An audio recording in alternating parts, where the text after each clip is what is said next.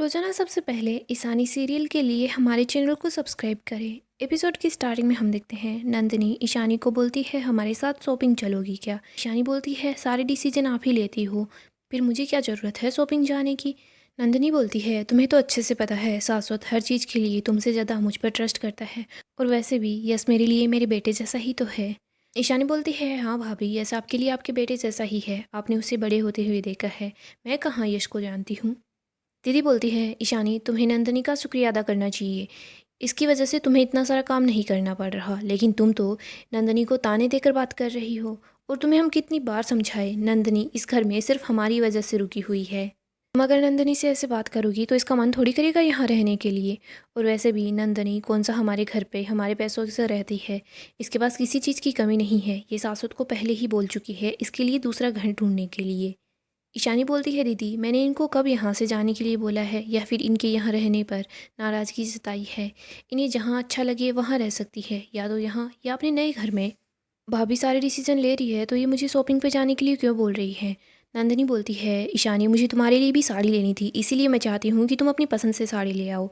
ईशानी बोलती है भाभी अगर कोई अपने दिल से अपनी पसंद से चीज़ देता है तो मैं उसके लिए मना नहीं करती, देने वाले का दिल साफ़ होना चाहिए। और वैसे भी मेरे पास बहुत सारी साड़ियाँ पड़ी हैं, मैं पहले वाली में से कोई पहन लूँगी, साड़ी एक बार पहनने के बाद पड़ी ही तो रहती है। नंदिनी बोलती है ईशानी ये तो तुम्हारी सोच है, लेकिन हमारा भी तो कुछ स्टैंडर्ड है ना, और वैसे भी इसके इन लॉज अच्छी खासी फैमिली से है।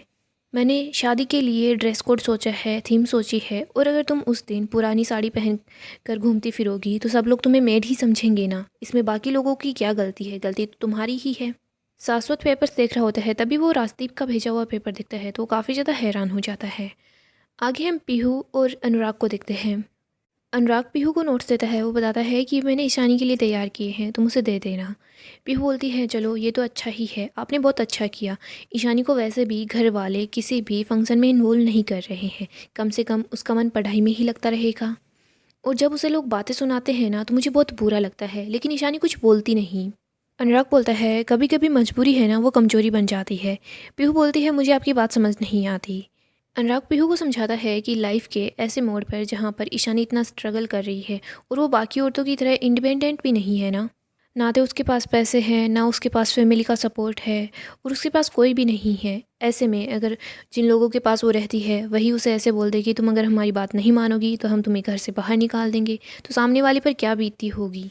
पीहू बोलती है लेकिन वो अपने हक के लिए लड़ सकती है ना, लीगली हेल्प ले सकती है, वो ऐसे विक्टिम की तरह सब कुछ सहन क्यों कर रही है। अनुराग बोलता है तुम सही बोल रही हो, लेकिन इन सब के लिए भी फैमिली सपोर्ट की ज़रूरत होती है, और थोड़ी बहुत पैसों की भी तो ज़रूरत होती है। तुम अगर एक बार ईशानी के नज़रिए से देखोगी ना तो तुम्हें सब समझ आ जाएगा। अनुराग बोलता है और वैसे भी इतने सालों बाद उसे पढ़ने का मौका मिला है। पीहू बोलती है मैं सोच रही हूँ मैं ईशानी से बात करूँ, मुझे अच्छे से पता है, मेरे पापा को मैं बहुत अच्छे से जानती हूँ, वो बहुत टॉक्सिक इंसान है, उनके साथ रहना बहुत मुश्किल है। मैं तो ये चाहती हूँ कि ईशानी एक रोमांटिक से रिलेशनशिप के अंदर आ जाए। अनुराग बोलता है क्या। पीहू बोलती है हाँ, मैं इस बारे में ईशानी से भी बात करने वाली हूँ, मैं उसे बोलूँगी कि वो अपने लिए एक पार्टनर ढूंढ ले, आखिरकार वो भी तो इस ज़िंदगी में प्यार डिजर्व करती है ना, एक ही तो लाइफ मिली है। अनुराग बोलता है तुम कभी कभी कुछ भी सोचे बगैर कुछ भी बोल जाती हो।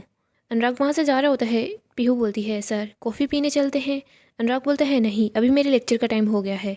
पीहू बोलती है आप हमेशा मेरे सवाल का जवाब ना क्यों बोलते हो। अनुराग बोलता है तुम सवाल ही ऐसा करती हो। पीहू बोलती है आप बाकी के स्टूडेंट के साथ भी तो कॉफ़ी पीते हैं, फिर मेरे साथ कॉफ़ी पर क्यों नहीं चल रहे। अनुराग बोलता है शायद तुम भूल गई हो, तुम, मैं, ईशानी हम तीनों साथ थे और हमने कॉफ़ी पी थी। पीहू बोलती है वो तो ईशानी का बर्थडे था।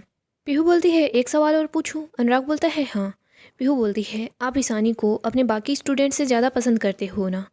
अनुराग सोच रहा होता है कि मैं इस सवाल का जवाब कैसे दूँ। आगे हम फिर से ईशानी को देखते हैं। नंदिनी ईशानी को बोलती है तुम शाश्वत सेन गुप्ता की वाइफ हो, आखिरकार तुम्हारा भी तो कोई स्टैंडर्ड है। इधर शाश्वत वो सारे पेपर्स देख रहा होता है, वो बोल रहा होता है ये सब क्या है। नंदिनी बोलती है शाश्वत मैं तुम्हारी वाइफ को कितने प्यार से शॉपिंग पर चलने के लिए बोल रही हूँ, लेकिन ये मुझे बार बार ताने पर ताने मारे जा रही है। नंदिनी बोलती है शाश्वत तुम ये क्या पेपर्स लेकर बैठे हो, हमारी बात भी सुन लो। शाश्वत बोलता है ईशानी बिल्कुल ठीक बोल रही है, सारे डिसीजन नंदिनी आपको ही लेने हैं, तो फिर ईशानी आपके साथ जाकर क्या ही करेगी। दीदी नंदिनी को बोलती है और वैसे भी तुम इसके पीछे क्यों पड़ी हुई हो, ये ईशानी तेरे साथ जाएगी तो वैसे भी तुमको कौन सी मदद मिलने वाली है, तुम अपना काम खुद से ही कर लो। दीदी बोल रही होती है नंदिनी, ईशानी घर पर रहे तो ही ठीक है। ईशानी बोलती है हाँ मैं घर पर रहूँगी तभी तो ठीक रहूँगी, आप लोगों की दवाई टाइम पर दे दूँगी और ये लोग जब शॉपिंग से वापस आ जाएंगे तो इन्हें खाना टाइम पर मिल जाएगा। शाश्वत बोलता है तुम्हें इतना छोटा सा काम क्या बोल दिया, तुम बेवजह ही इतना गुस्सा कर रही हो। तुम्हें बस खाना बनाने के लिए ही तो बोला है, कल से केटर्स आ जाएंगे तो तुम्हें ये सब करने की भी ज़रूरत नहीं है। ईशानी बोलती है देखिए मुझे खाना बनाने में कोई प्रॉब्लम नहीं है, दीदी जो कुछ बोल रही थी मैं बस उसका जवाब ही दे रही थी। शाश्वत बोलता है इन सब बातों को छोड़ो, मुझे कुछ इंपॉर्टेंट काम करना है। शाश्वत नंदिनी को बोलता है नंदिनी जी मुझे आपके साथ कुछ इंपॉर्टेंट डिस्कशन करना है। दीदी बोलती है अगर इतना ही इंपॉर्टेंट है तो कमरे में जाकर बात करो। शाश्वत बोलता है हाँ ये ठीक रहेगा। शाश्वत और नंदिनी वहाँ से जा रहे होते हैं लेकिन ईशानी उनको रोकती है। ईशानी बोलती है ऐसी कौन सी इंपॉर्टेंट बात हो सकती है जो अपनी भाभी के साथ तो की जा सकती है लेकिन अपनी बीवी के सामने नहीं। नंदिनी बोलती है ईशानी मैं और शाश्वत दोनों एक साथ बिजनेस करते हैं, हम बिजनेस की बात करेंगे तो तुम्हें कुछ समझ थोड़ी ना आएगा। ईशानी बोलती है फिर तो भाभी आपको डरने की बिल्कुल भी ज़रूरत नहीं है, मुझे समझ नहीं आएगा तो आप आराम से बात कर सकते हैं। शाश्वत बोलता है ईशानी तुम्हें इतनी सी बात समझ क्यों नहीं आ रही, क्या मैं इस घर में नहीं रहता, मेरा इस घर में कोई हिस्सा नहीं है, या फिर नंदिनी जी इस घर में नहीं रहती, मुझे इनसे कुछ बात करनी है। ईशानी बोलती है मेरे लिए आप जो कर रहे हैं कह रहे हैं वो ठीक नहीं है, वैसे मुझे कोई तकलीफ़ नहीं है, आप जाइए और कमरे में अपनी इंपॉर्टेंट बात कीजिए। दीदी ईशानी पर गुस्सा करती है और बोलती है ईशानी ये तुम बार बार नंदिनी को ताने दे रही हो, इस घर में रहकर ये सब कुछ ऐसे कैसे सहन कर सकती है। ईशानी बोलती है दीदी मैंने किसी का अपमान नहीं किया है, मैं बस अपनी बात रख रही हूँ, और अगर आपको मेरी ये आम बात ही अपमान लग रही है तो वो तो आपकी सोच है ना। दीदी बोलती है तुम बस बहस ही करती रहोगी या फिर खाना भी दोगी। ईशानी बोलती है नाश्ता मैंने बना लिया है और लंच की तैयारी भी हो गई है, आप नाश्ता खुद से भी तो ले सकती है, या फिर आज टेबल पर बैठकर मेरा ही इंतज़ार करेंगी कि मैं आपको खाना परोसूंगी। अगर ऐसा है तो आप सिर्फ नंदिनी भाभी पर निर्भर नहीं है, मुझ पर भी निर्भर है।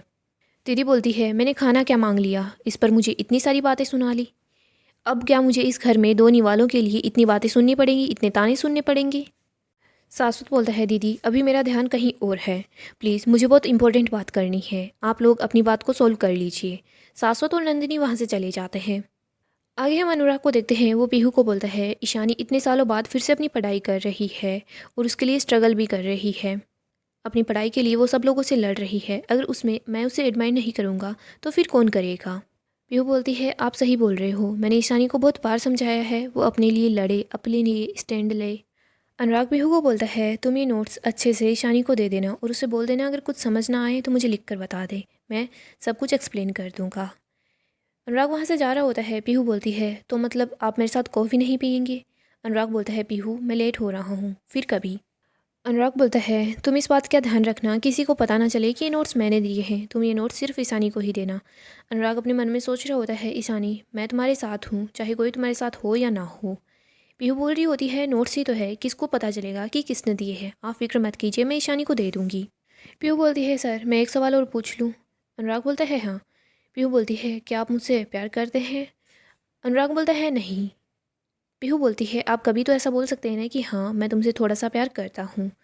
अनुराग बोलता है हाँ मैं तुमसे थोड़ा सा प्यार करता हूँ बाकी स्टूडेंट्स की तरह। पीहू बोलती है आप हमेशा यही जवाब क्यों देते हो। अनुराग वहाँ से जा रहा होता है, पीहू बोलती है सर आप तो आज जा रहे हैं लेकिन एक दिन ऐसा आएगा जिस दिन आप मुझसे बोलोगे कि आप मुझसे प्यार करते हो। अनुराग बोलता है जिस दिन ऐसा दिन आएगा तब की तब देखी जाएगी। पीहू बोलती है इसका मतलब आप मुझसे प्यार नहीं करते। अनुराग बोलता है हाँ मैं तुमसे प्यार नहीं करता, और हाँ मुझे पता है तुम बहुत सुंदर हो, तुम बहुत अच्छी हो, इंटेलिजेंट भी हो, तुम्हें कोई भी मिल जाएगा, लेकिन जिस प्यार की उम्मीद तुम मुझसे कर रही हो ना वो प्यार मैं तुम्हें नहीं दे सकता।